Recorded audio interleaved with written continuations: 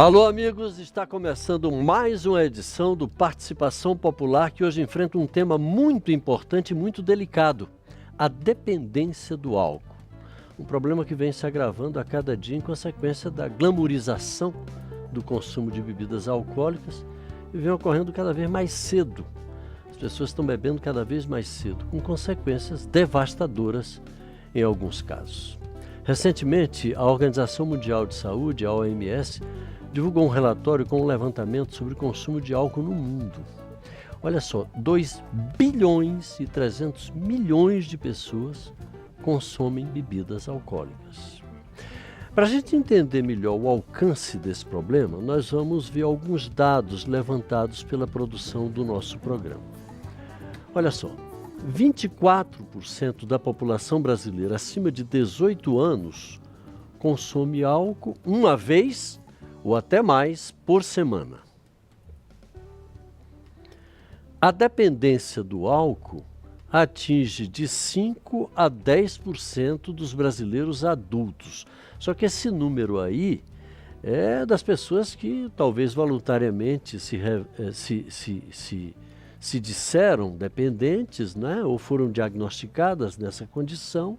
Portanto, a gente pode perfeitamente supor, os nossos convidados aqui vão nos confirmar isso, que talvez esse número seja até um pouco maior. O uso abusivo de álcool causa 18% dos casos de suicídio, 18% dos casos de violência interpessoal, as brigas, né? E 27%, esse número é muito, muito alto, dos acidentes de trânsito. Olha só, o uso abusivo de álcool causa 48% dos casos de cirrose hepática, 26% dos casos de câncer de boca. Todo mundo pensa que é só o fumo, não é, o álcool também. 26% dos casos de pancreatite e 11% dos casos de câncer do reto. O nosso programa se chama Participação Popular justamente porque ele permite e incentiva a participação, a sua participação. O programa está no portal Câmara Notícias, tv.câmara.leg.br e no canal da Câmara no YouTube. Os seus comentários e as suas perguntas podem ser encaminhados pelo telefone 0800 619 619 e também por e-mail para participação popular, sem tio, sem cedilha, sem nada, tudo junto, participaçãopopular@câmara.leg.br. Pelo WhatsApp também, no número 61, anote aí, 99620-2573, 61 99620-2573. E pelo Facebook da Câmara dos Deputados. O Facebook, inclusive, está fazendo a transmissão simultânea com a TV Câmara.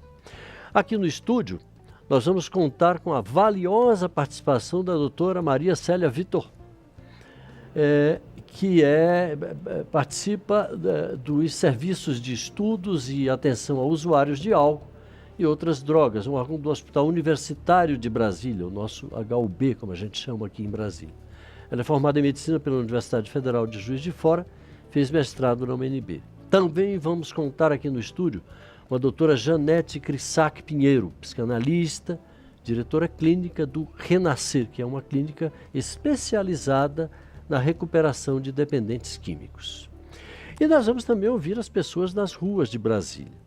A Vânia, minha colega, já está no centro da cidade, em frente a um shopping muito movimentado. E aí, Vânia, preparada para o nosso programa hoje sobre um tema tão relevante, tão importante?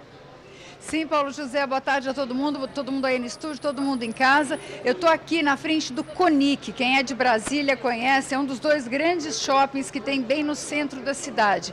E se você está aí assistindo o programa pela internet, aqui no centro de Brasília, no intervalo de almoço, vem aqui conversar com a gente, falar como é que é a sua relação com álcool, quando você começou a beber, vem contar a sua história, o que você acha do uso de álcool, que a gente está aqui para te ouvir. Voltando com vocês aí do estúdio, daqui a pouco a gente traz a opinião das pessoas que estão passando aqui pelo Conic. Daqui a pouco. Obrigado, Vânia. Mas vamos começar aqui. Eu queria ouvir as nossas duas convidadas numa passada inicial. Eu queria começar pela doutora Célia. Doutora Célia, esse problema, que não é um problema novo, né? Eu vi aqui que a humanidade, desde que o homem, eu acho que descobriu o álcool, já usa o álcool, né? Não é um problema novo. Agora, até outro dia, a gente não considerava álcool como droga, não era nem enquadrado entre as drogas. Como é que está essa situação hoje? Os órgãos públicos já estão tratando o alcoolismo, o uso de álcool, como um problema de dependência química, como a gente chama? Boa tarde a todos, ouvintes. Obrigada pelo convite. É muito importante falar sobre esse tema, que é um tema de saúde pública, um grave tema de problema de saúde pública mundial.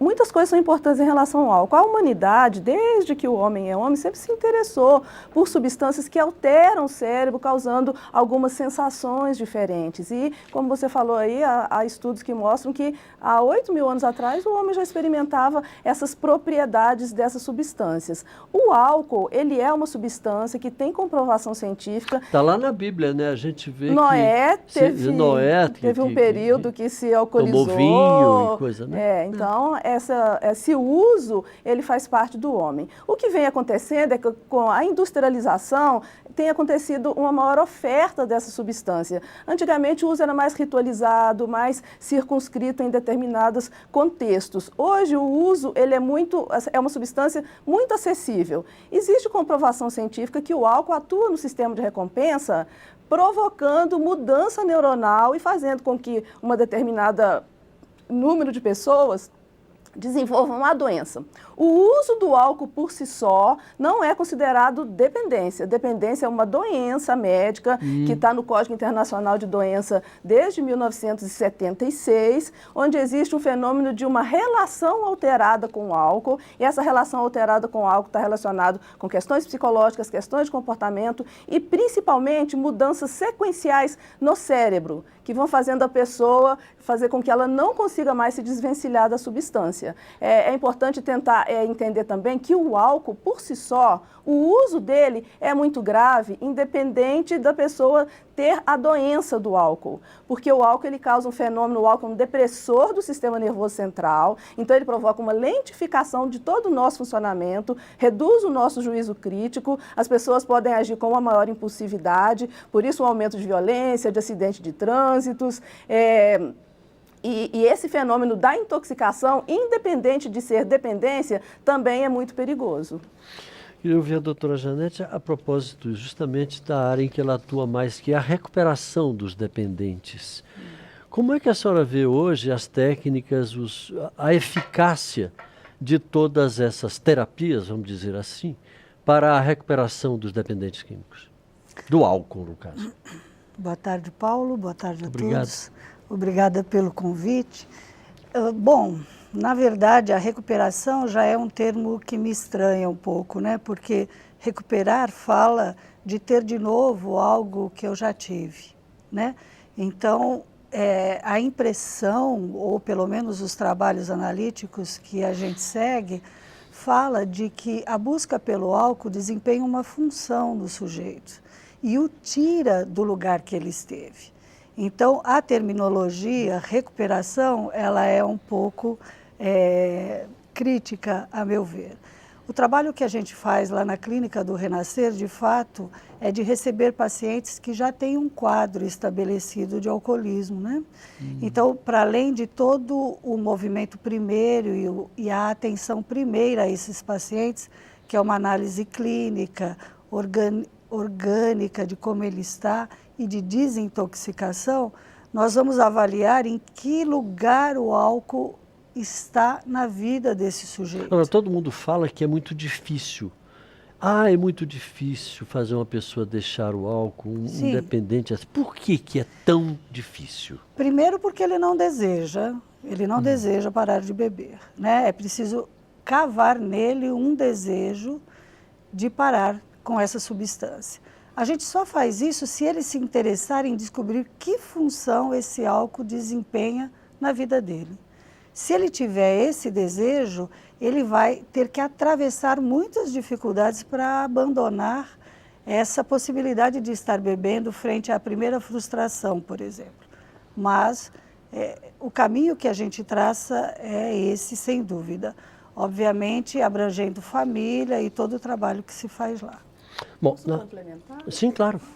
Eu acho muito importante a gente falar sobre tratamento, porque o que acontece em relação ao álcool, a doença do álcool, né, essa relação alterada que as pessoas desenvolvem, é que ela é ainda muito subdiagnosticada e quando as pessoas procuram assistência, elas estão num estágio de dependência muito grave, onde essas alterações neuronais que eu expliquei, principalmente de córtex pré-frontal, reduz o juízo crítico, fazendo com que a pessoa, mesmo tendo doenças graves, é muito comum a gente atender o alcoolista grave que já está cirrótico, e ele não entende que ele tem essa doença, justamente por essas mudanças neuronais que vão acontecendo com essa doença. E a outra coisa, assim, hoje a gente tem recursos psicoterápicos, principalmente motivacionais, para a gente conseguir fazer com que esse córtex pré-frontal que está reduzido, ele funcione melhor. Córtex pré-frontal é uma área do cérebro onde o álcool atua mais diretamente. Ele reduz esse funcionamento. O córtex pré-frontal é o nosso córtex civilizatório, né? O que se expandiu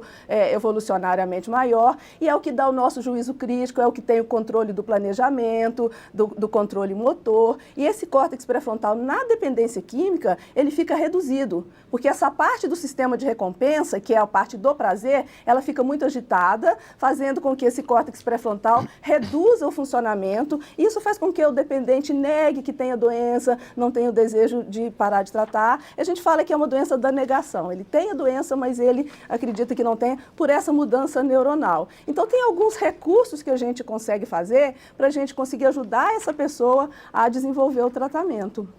Bom, agora nós vamos para São Paulo. Agora a gente vai falar por Skype, a gente está com a doutora Zila Sanches. Ela é professora doutora do Departamento de Medicina Preventiva da Universidade Federal de São Paulo e tem um trabalho sobre o pessoal da balada, pelo que eu fui informado, que é o pessoal que, naturalmente, até pela definição, mais consome álcool. E como é que a senhora encara esse problema, doutora Zila? Então, bom... Seja bem-vinda, antes de mais nada, ao nosso programa.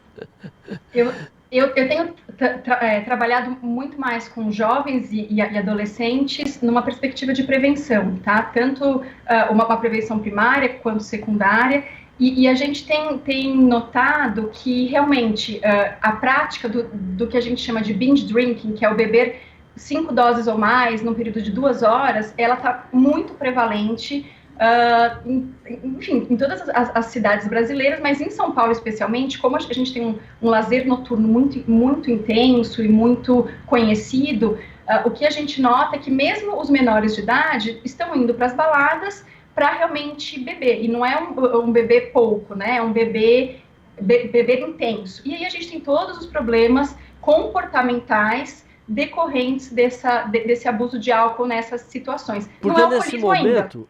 Porque nesse momento a gente tem, é proibido vender bebida alcoólica para menores de 18 anos, mas ninguém proíbe o consumo.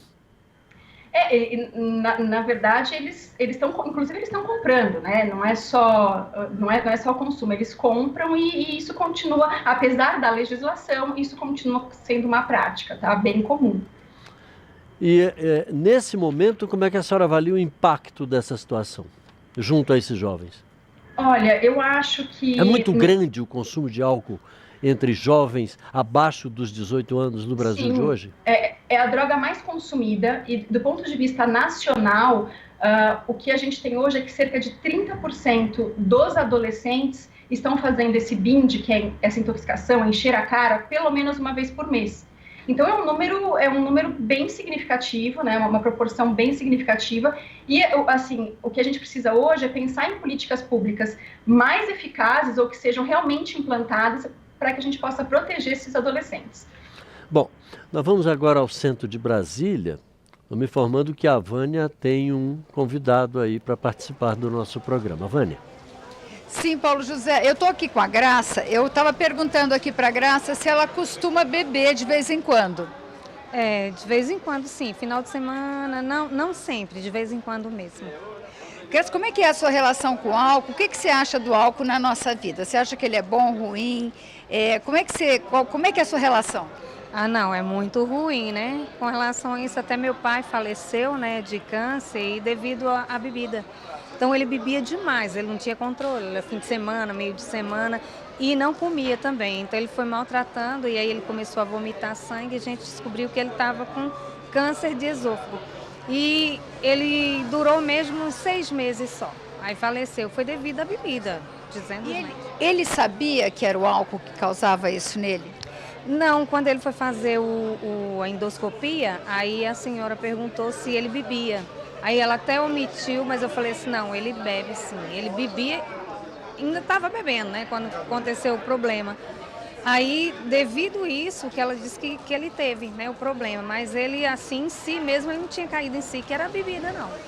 E ele parou de beber depois?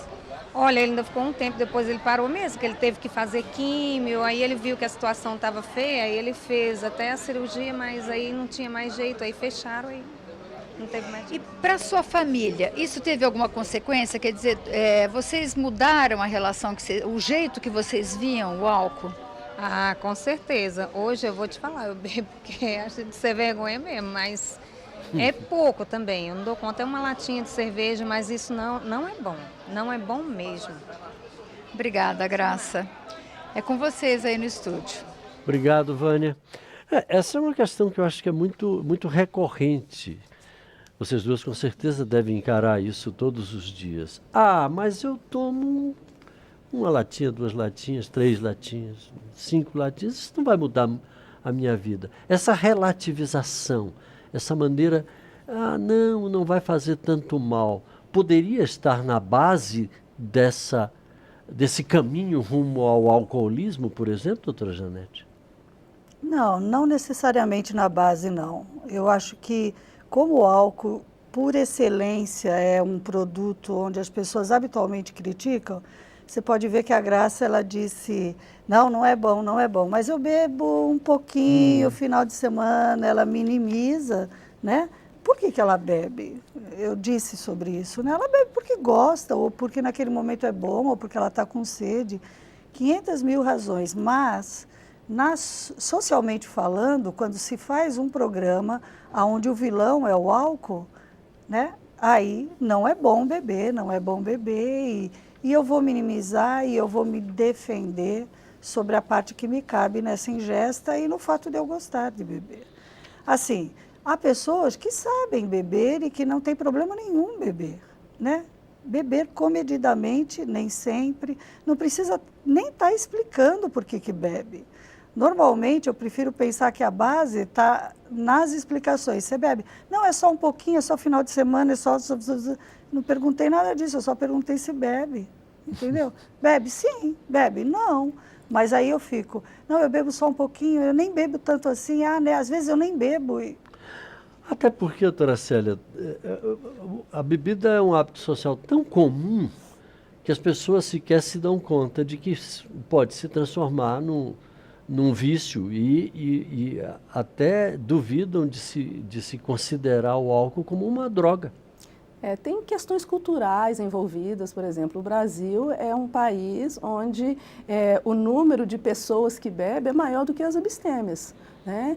52% da população brasileira ingere álcool, mas o álcool ele é uma substância que ele por si só ele não tem um poder dependogênico muito forte, né? É de cerca de 5 a 10% que tem o risco de desenvolver a dependência e a gente tem que pensar o seguinte, que a dependência doença ela é multifatorial, não acontece só por causa de uma substância, mas se a gente for comparar, por exemplo, o álcool com o tabaco, a nicotina, que é a substância que tem a propriedade de gerar dependência, 90% dos que experimentam o tabaco tem o risco de desenvolver a dependência pela potência dependogênica da nicotina. Já o álcool é em torno de 10%. Então, é uma substância que alguns desenvolvem doença. O problema do álcool é aquilo que eu falei, a intoxicação, que é o beber em binge, causa muitos danos, porque ele é um depressor do sistema nervoso central e ele causa uma disfunção muito grande nesse uso somado que a pessoa faz, é a ressaca, né? Essa quantidade exagerada.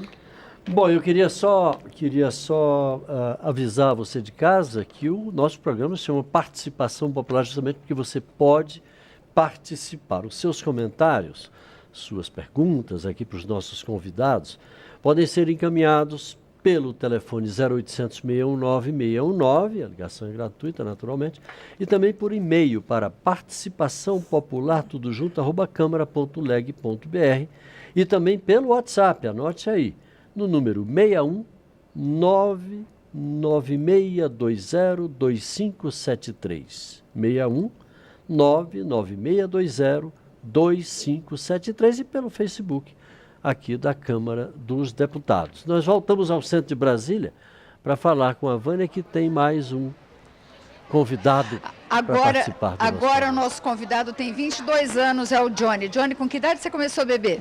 Por volta dos 16, 17 anos eu comecei. Mas você começou até tarde para sua geração, né? Sim, do meu ciclo de amigos eu era o único que não bebia, porque eu fui criado com toda uma questão religiosa, então eu não me permitia isso até essa idade. Com que idade seus amigos começaram a beber? Aí 13, 12 anos já bebiam já. Johnny, como é que é beber para vocês? É assim, tomar um chopinho no fim da tarde, na sexta-feira, ou é sair na balada e encher a cara? Não, no meu caso mais específico é mais dentro de casa mesmo, comprar cerveja, compra um chopp e aí brinca lá dentro mesmo com a cerveja dentro de casa. Mas quando vocês estão na rua se divertindo, qual é a prática que você vê nas pessoas da sua idade? Ah, não, aí é beber até cair, é extrapolar. E que graça tem? Eu não vejo muita graça não, mas já vi. É ficar doidão, é divertido sair de si, se permitir um pouco sair, não ser mais você. Em algum momento alguém pensa que álcool pode fazer mal no futuro, que pode causar dependência? Não, nessa idade não, e até hoje, assim, eu bebo, eu não me preocupo se tá fazendo mal, se eu vou um dia ser viciado, porque também tem a questão da recorrência, né? Eu não bebo tanto. Então, assim, eu não me preocupo e creio também que essa preocupação é bem pouca. Obrigada, Johnny, porque eu queria deixar uma pergunta aí para vocês do estúdio. A idade com que a gente começa a beber, ela tem algum peso nas consequências disso, seja para dependência química, seja para nossa saúde?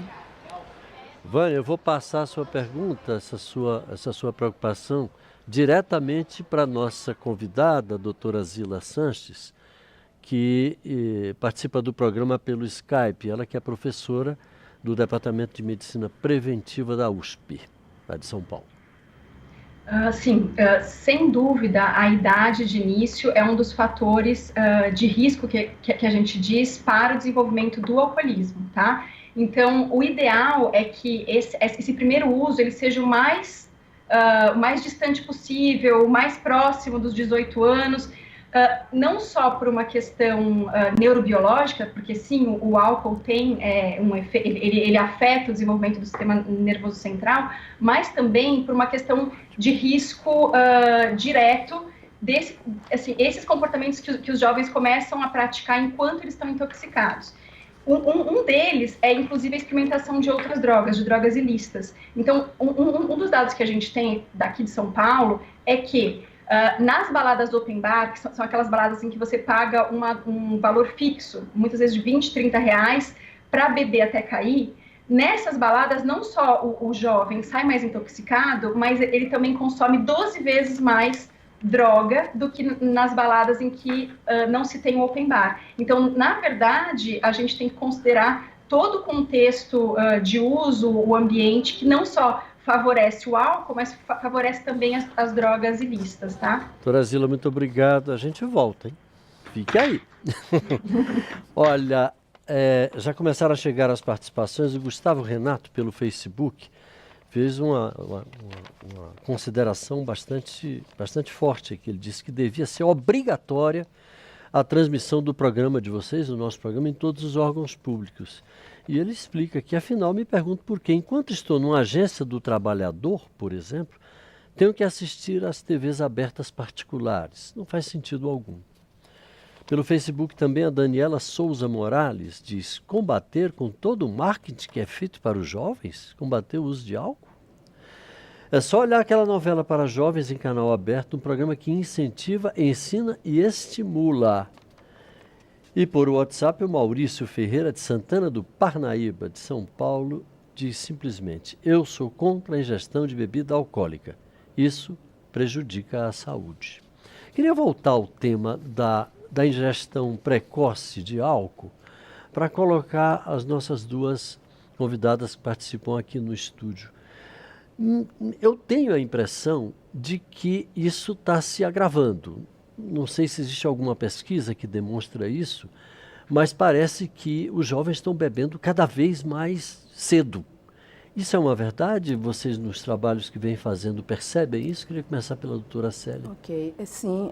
Uma das grandes preocupações da Organização Mundial de Saúde realmente são com os jovens. Por quê? Na década de 50, 60, os jovens começavam essa experimentação por volta dos 18 anos. O que vem acontecendo nos últimos 20 anos é que eles estão precocemente iniciando. Eu faço muitas palestras há alguns anos sobre essa questão e há cerca de 3 ou 4 anos atrás eu colocava que a faixa de experimentação era 15 anos. Hoje são 12, 13 anos, né, com pesquisas recentes da Organização Mundial de Saúde. Os pré-adolescentes e os adolescentes são populações de vulnerabilidade, porque eles estão ainda nessa fase de grande experimentação. Existe também uma questão neuronal, onde vão acontecer, o cérebro, ele amadurece por volta dos 21 anos. Né? Então, nessa época da adolescência, está acontecendo o que a gente fala que é uma poda neuronal, onde alguns circuitos que não são utilizados, eles morrem e outros circuitos vão sendo reconectados. E quando o álcool entra nesse cérebro que está nessa formação, ele favorece o risco de desenvolver dependência. Então, realmente é uma coisa que preocupa muito. Só complementando, o adolescente que ele começa nessa experimentação, quanto mais precoce, maior o risco de desenvolver um padrão de dependência, e também o jovem, ele vai perdendo uma fase da vida, que é uma fase onde ele precisa de se organizar no mundo para lidar com estressores, para lidar nas relações interpessoais, e o álcool vai tirando essa capacidade do jovem. Doutora Janete, a gente estava numa reunião preparatória aqui do programa e a nossa estagiária disse assim, mas eu sei de casos de muitos pais que incentivam os filhos a beber.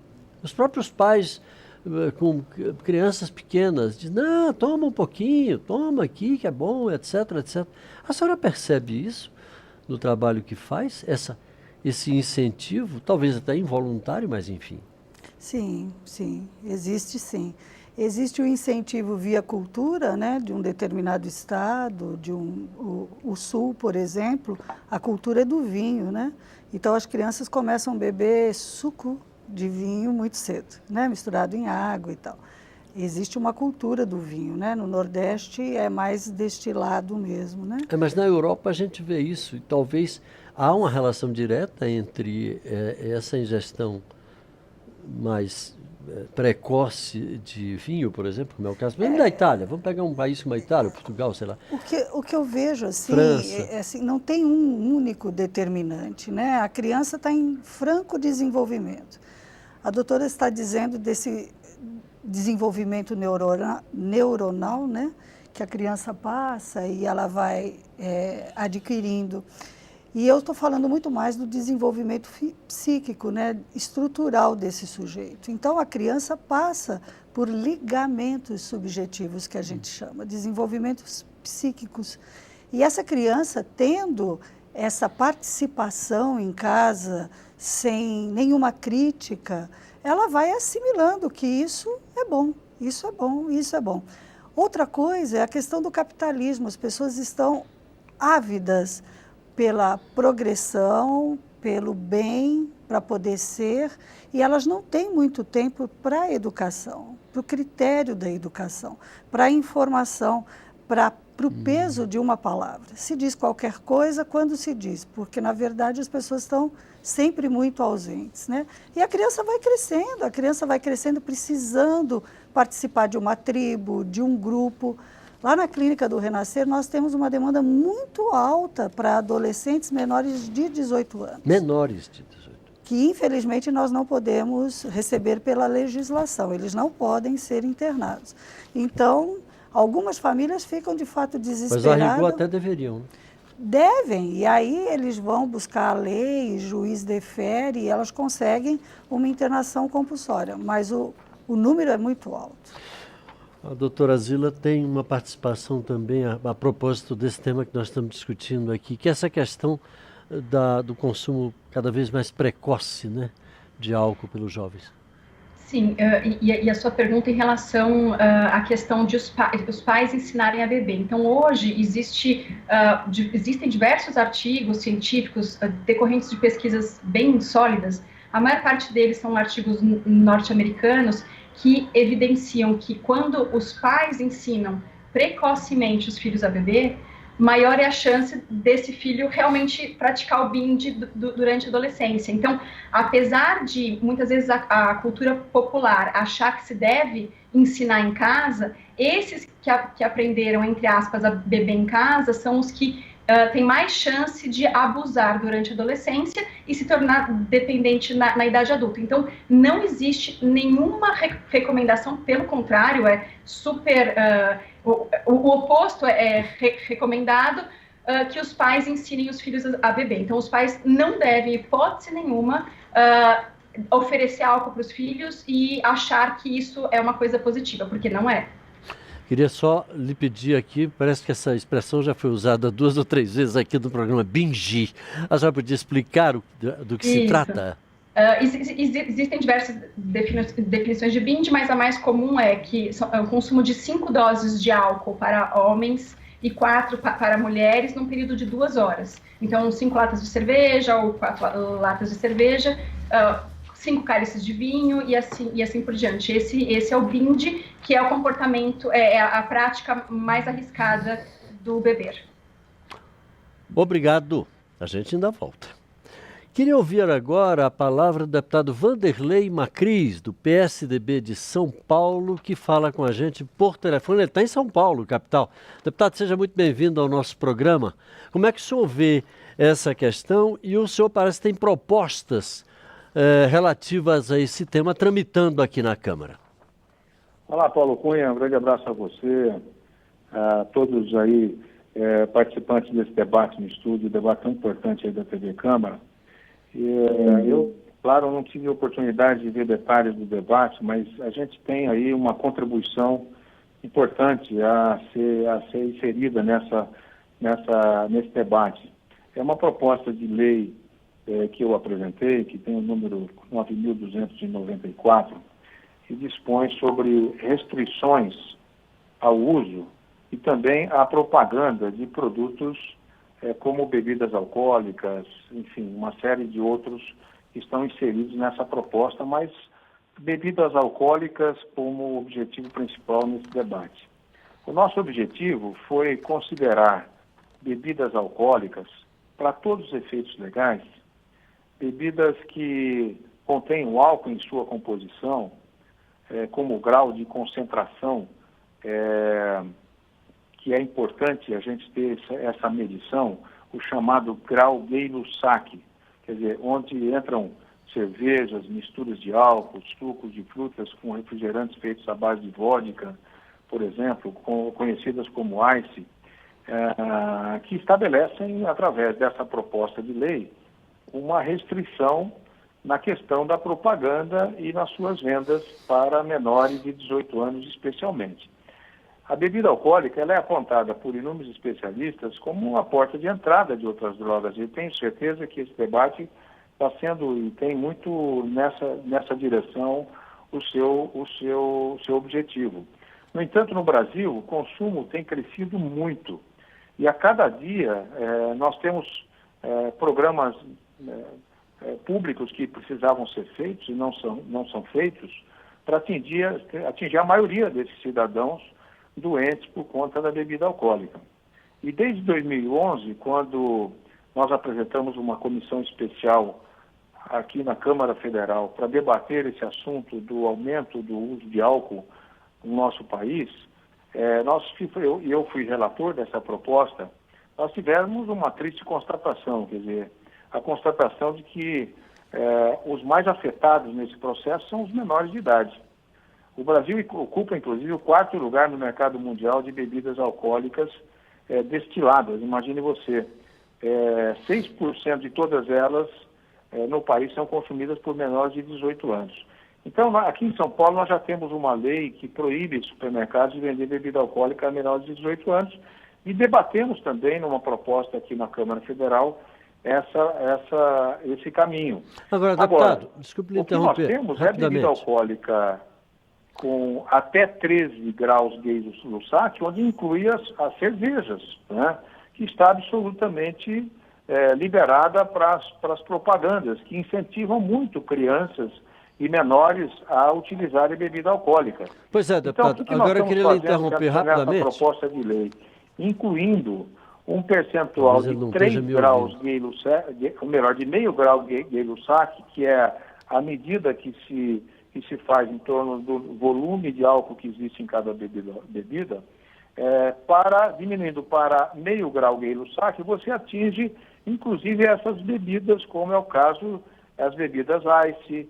as cervejas, né, que não estão consideradas na lei anterior. Então, a gente cria uma dificuldade maior, como foi o cigarro, por exemplo, que hoje tem uma consciência maior da sociedade na utilização de bebida, ou melhor, na utilização do cigarro. Nós precisamos criar essa consciência também em relação à bebida alcoólica. E o incentivo que se faz através de propaganda de televisão da utilização da cerveja, isso estimula muito jovens a participar e a utilizar cada vez mais a cerveja, a bebida alcoólica, os ice, e o que seria muito importante a gente criar uma dificuldade na legislação em relação a isso. Esse é o objetivo maior da minha proposta de lei. O senhor me ouve?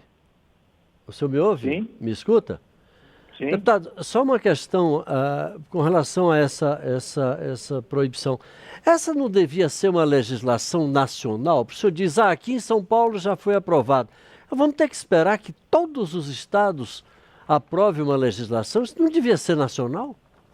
Ela deve ser nacional e nós já votamos uma proposta nesse sentido, se eu não me engano, já está no Senado.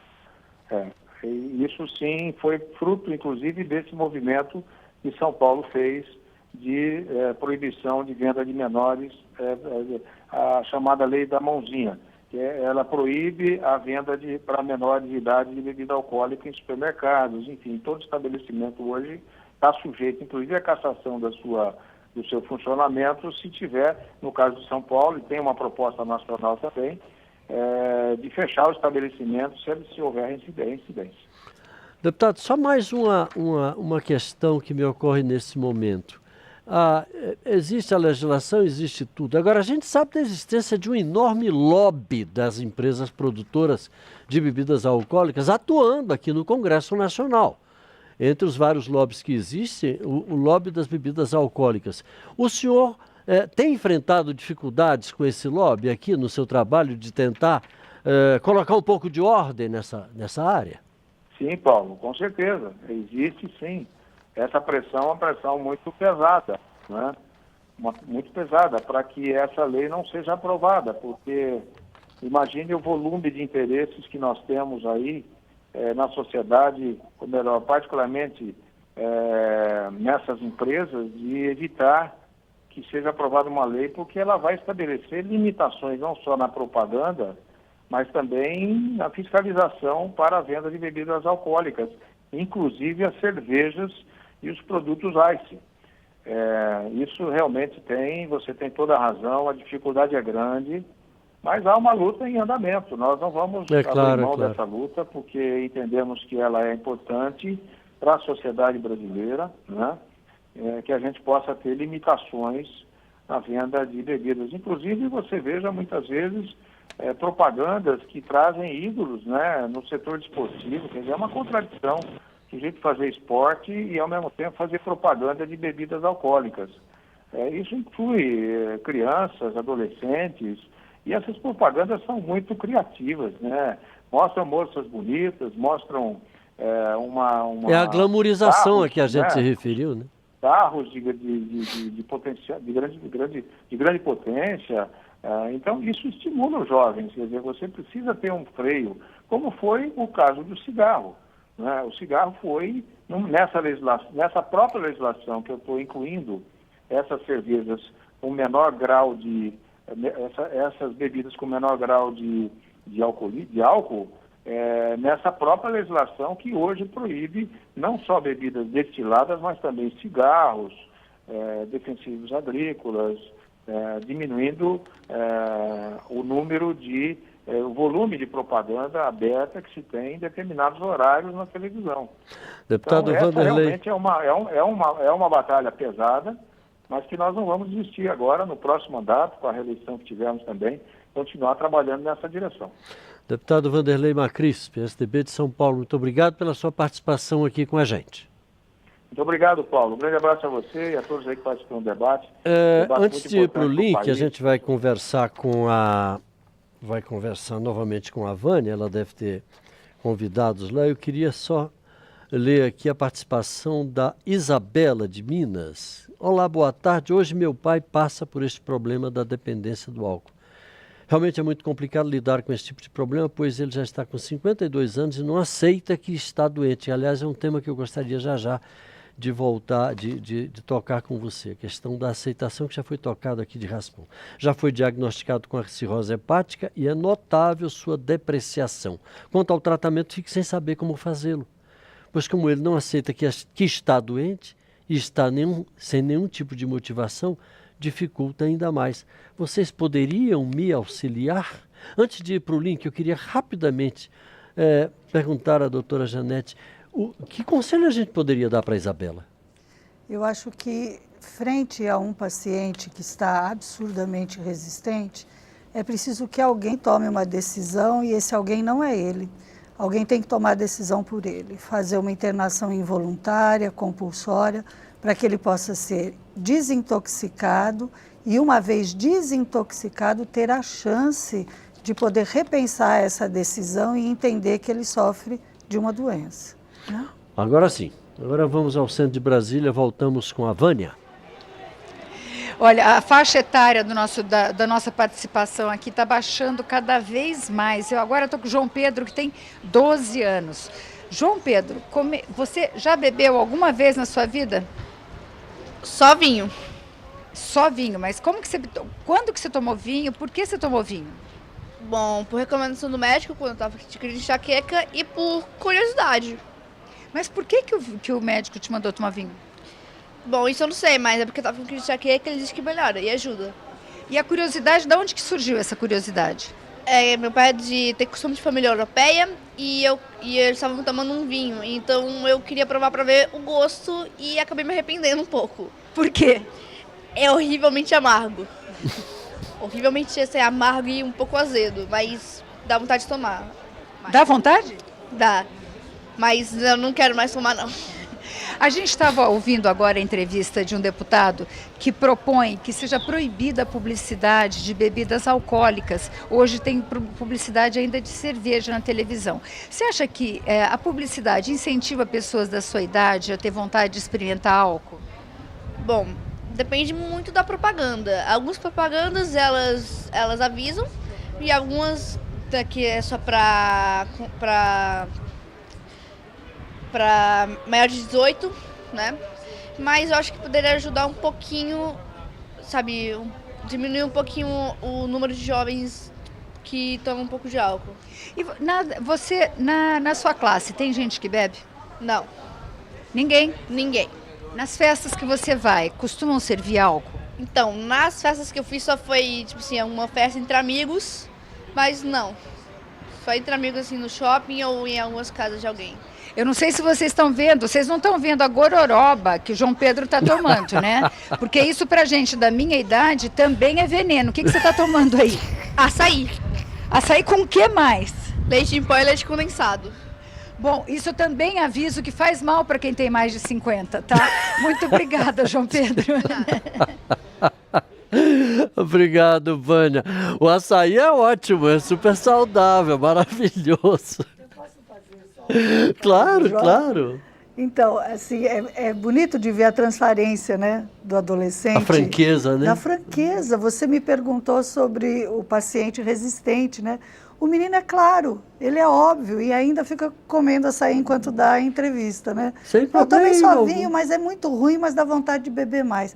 Pelo efeito, obviamente, né? Esse efeito mais libertador, né? Que me faz... Essa euforia, né? Me autoriza a ser irresponsável. Entende? Com relação aqui à questão da Isabela, queria voltar à doutora Célia agora. como motivar uma pessoa para que ela reconheça que é dependente, que é o primeiro passo, que talvez seja de todos o mais difícil, e ela aí sim inicia o tratamento? Eu falei no início aqui da apresentação que a dependência do álcool ela é subdiagnosticada e os pacientes, quando chegam para um serviço, eles já têm uma dependência grave, porque a gente tem níveis de gradação. Nós temos o dependente leve, que não tem ainda tanta disfuncionalidade, que começa a ter uma relação alterada, mas ele ainda não tem essa redução de córtex pré-frontal. Mas o dependente grave, que parece que é o caso do pai dela, já tem inclusive cirrose e nega essa realidade, provavelmente ele já tem uma redução de córtex pré-frontal. O dependente químico não querer tratar e achar que não é dependente é o padrão desse tipo de paciente. Muitas vezes o tratamento acontece orientando a família. Como a família pode ajudar esse paciente a buscar um tratamento. Uma outra coisa muito importante que a Janete falou também é a questão da desintoxicação. Um paciente que está intoxicado, ele tem muitas dificuldades cognitivas de processar as informações. E ele tem uma dependência fisiológica que dificulta ele ficar sem bebida. Os alcoolistas aprendem que se ele beber pela manhã, naqueles casos graves, alivia aquela sensação dos sintomas de abstinência, que são os tremores, ansiedade, sudorese, e eles não conseguem ficar sem a bebida se não fizer um tratamento específico para reorganizar o organismo. Então, dependentes graves precisam rapidamente de ser tratados e muitas vezes o tratamento começa por orientações da família de como manejar essas condições até o paciente conseguir fazer uma desintoxicação.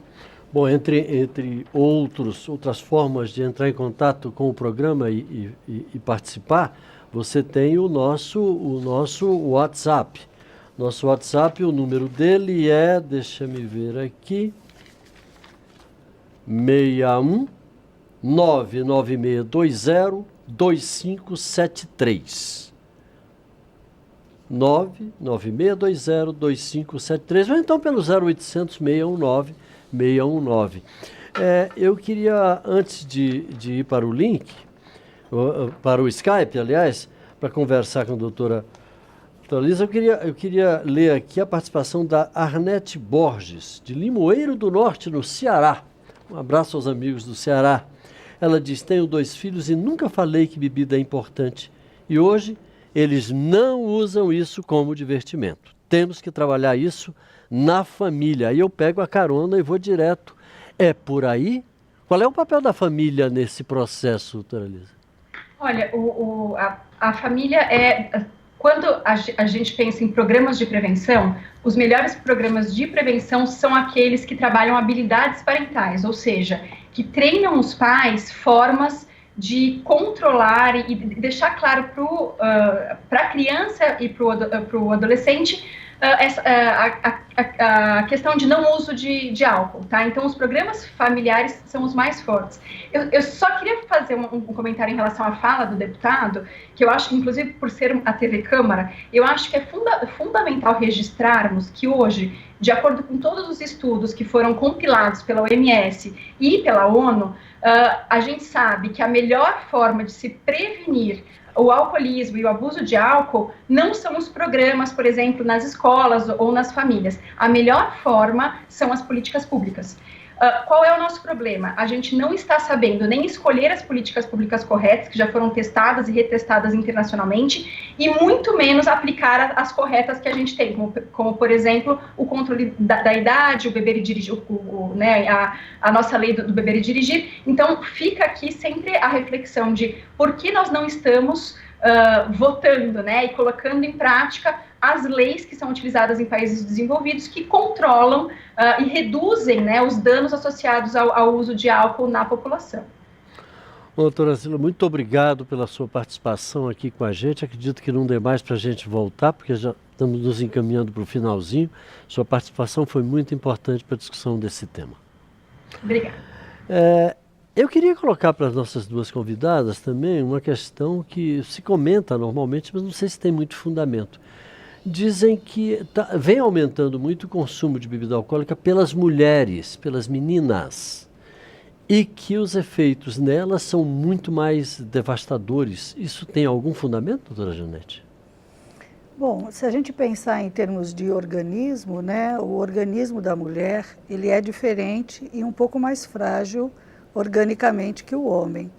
Quanto a beber mais, eu acho que tem uma relação direta com esse espaço mesmo que a mulher está adquirindo nessa sociedade atual. Ela está bem mais ativa e ativista, né? E hoje em dia as meninas, elas fazem de tudo e um pouco mais do que os meninos faziam antigamente. Elas Tem estão aí uma fazendo questão de muitas autoafirmação no meio disso, doutora Célia? Será que tem?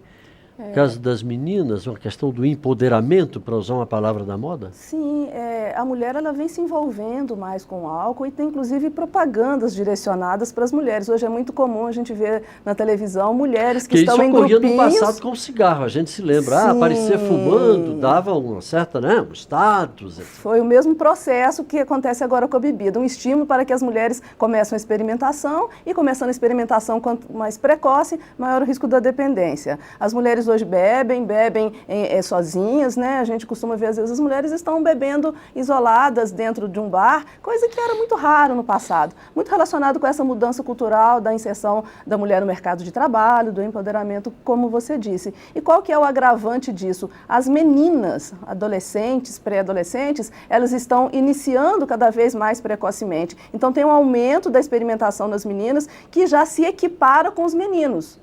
Porque os meninos sempre experimentaram muito mais em termos de porcentagem do que as meninas. E essa proporção está se igualando nas últimas décadas.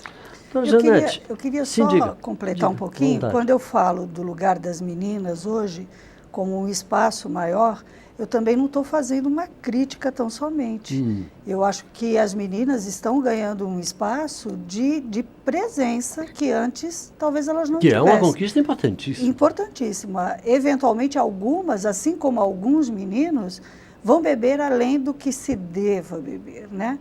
Isso daí está generalizado. Não é uma questão do gênero, aí é uma questão mais social. Pois é, e eu queria pegar só esse ganchinho, a senhora falou, além do que se deva. A gente tem mais uns 2 minutinhos, mas eu queria só que a senhora falasse o seguinte: a gente está aqui criticando duramente o consumo de bebida alcoólica, que a gente sabe que esse consumo ele não vai diminuir de uma hora para outra, mesmo com as políticas públicas, mesmo com as proibições, etc. Que conselho, agora numa rodada quase que final, as duas convidadas aqui dariam para um consumo, vamos chamar de responsável, de bebidas alcoólicas? Começando pela doutora Janete. Paulo, eu tenho falado sobre isso já há muito tempo. Eu acho que qualquer mudança em conceito vai da educação. E nós temos que trabalhar a geração das crianças hoje para que elas nos representem daqui a 2 gerações. Não é uma mudança repentina. Então, você fazendo uma educação nas escolas para os pequenos, com a presença dos pais, porque os pais não têm condição de fazer essa mudança já. Eles crescem já com um conceito um pouco diferenciado, que também terão filhos, e na 2ª ou 3ª geração a gente pode ter crianças mais conscientes. Hoje em dia a gente vê uma porcentagem bem menor das crianças mais conscientes, mas elas existem. Crianças, adolescentes que já não jogam o papelzinho fora no vidro do carro, colocam o lixo no lixo, não fumam, né? Tem muitas crianças que não muito fumam, o consumo de fumo, né? não bebem, o que é muito bom. Né? É claro que tem os adolescentes que, é o que eu digo, parece que houve, no momento dessa construção subjetiva, uma cola. Foi feita uma experimentação, o João disse isso. Eu experimentei, é bom, mas eu não quero mais, porque é ruim. Ele fala as duas coisas, é bom, mas é ruim. Então é preciso ver em que momento o bom, mesmo criticado, vai ganhar do ruim. Doutora Maria Célia, para a sua participação final, nós já estamos no finzinho aqui. Né? Algumas colocações rápidas, porque realmente a gente quer passar muita informação, mas não dá tempo. Primeira coisa, a Organização Mundial de Saúde diz em relação ao álcool: não há uso seguro isento de risco. né? O álcool é uma substância muito tóxica, ele tem propriedades psicoativas, que aí no sistema de recompensa e dá prazer, é uma substância que as pessoas vão experimentar, mas qual que seria um referencial de uso, né? A Organização Mundial de Saúde definiu um uso moderado, que seria 5 latinhas de cerveja para o homem ao longo da semana, né? Que isso corresponderia a 21 gramas de álcool, e a mulher a metade. E o que acontece com isso? Por causa do organismo feminino. A mulher, ela se intoxica com a quantidade menor que o homem, ela tem o risco de desenvolver mais os danos físicos relacionados ao álcool, quadro de cirrose, pancreatite, diabetes, do que o homem, né? Então, assim, o organismo da mulher é muito mais sensível ao álcool do que o do masculino. Só para fechar, e aquela taça de vinho que todo mundo diz, mas é muito benéfico tomar uma taça de vinho, porque é bom para as coronárias, é bom para a circulação, é bom para facilitar o sono. Qual é o que há de verdade disso? Nós temos 30 segundos. Se a pessoa não é dependente, não tem doença cardiológica nenhuma, tem alguns estudos que mostram que isso favorece um funcionamento cardiovascular, mas tem alguns referenciais para que a pessoa possa ingerir e se beneficiar. A orientação, inclusive, da Sociedade de Cardiologia é que isso não é interessante para ninguém, porque favorece algo, mas pode prejudicar outros, aumentar o risco de doenças coronarianas, infarto. Então, não existe o uso seguro de álcool, infelizmente. Moderação é a palavra de sempre. Bom, nós chegamos ao final desta edição do Participação Popular, que contou com a colaboração aqui no estúdio da doutora Maria Célia Vitor, responsável, uma das participantes do Serviço de Estudos e Atenção a Usuários de Álcool e Outras Drogas do Hospital Universitário de Brasília, o HUB. Também com a doutora Janete Crissac Pinheiro, psicanalista, diretora clínica do Renascer, que é uma clínica especializada na recuperação de dependentes químicos. E por Skype nós conversamos com a doutora Zila Sanches. Ela é professora, doutora do Departamento de Medicina Preventiva da Universidade Federal de São Paulo. E é claro, nós queremos agradecer a você de casa que participou do nosso programa. E fiquem todos com o meu melhor abraço e até a próxima.